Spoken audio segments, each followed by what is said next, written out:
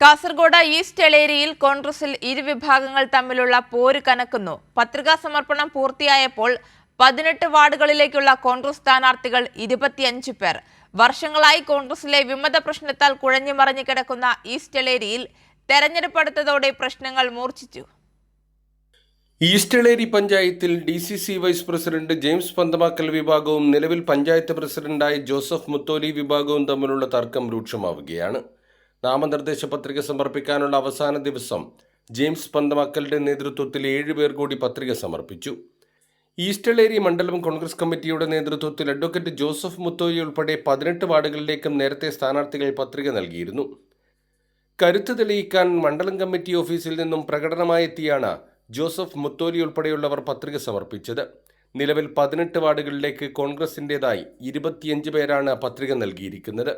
ഇതോടെ കൈപ്പത്തി ചിഹ്നം മാർക്കൊക്കെ ലഭിക്കുമെന്ന കാര്യത്തിൽ ആശയക്കുഴപ്പമായി.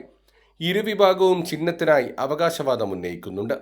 ജോസഫ് മുത്തോലി അടക്കമുള്ള നേതാക്കൾക്ക് സീറ്റ് നൽകരുതെന്നും തെരഞ്ഞെടുപ്പിൽ നിന്നും മാറ്റി നിർത്തണമെന്നുമാണ് പന്തമാക്കൽ വിഭാഗത്തിന്റെ പ്രധാന ആവശ്യം.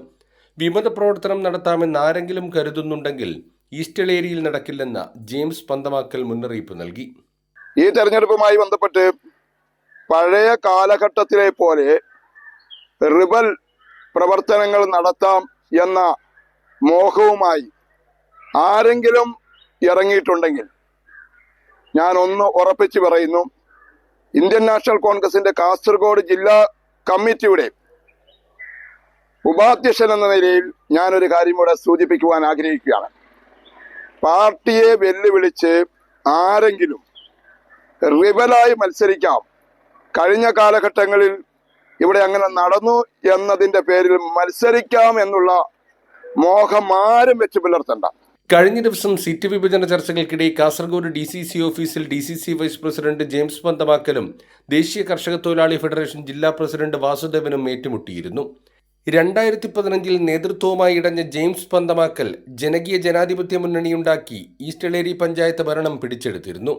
8 വർഷങ്ങൾക്ക് ശേഷം 2022 നവംബറിൽ പന്തമാക്കൽ കോൺഗ്രസിലേക്ക് തിരിച്ചെത്തിയപ്പോൾ ഈസ്റ്റ് എളേരിയിലെ ഔദ്യോഗിക വിഭാഗം വിമർശബ്ദമുയർത്തി ജോസഫ് മുത്തോലിയുടെ നേതൃത്വത്തിൽ പഞ്ചായത്ത് ഭരണം പിടിച്ചെടുത്തു.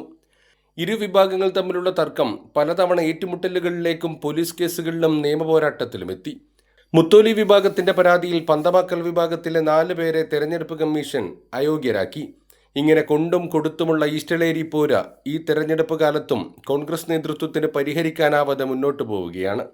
കൈരളി ന്യൂസ്, കാസർഗോഡ്.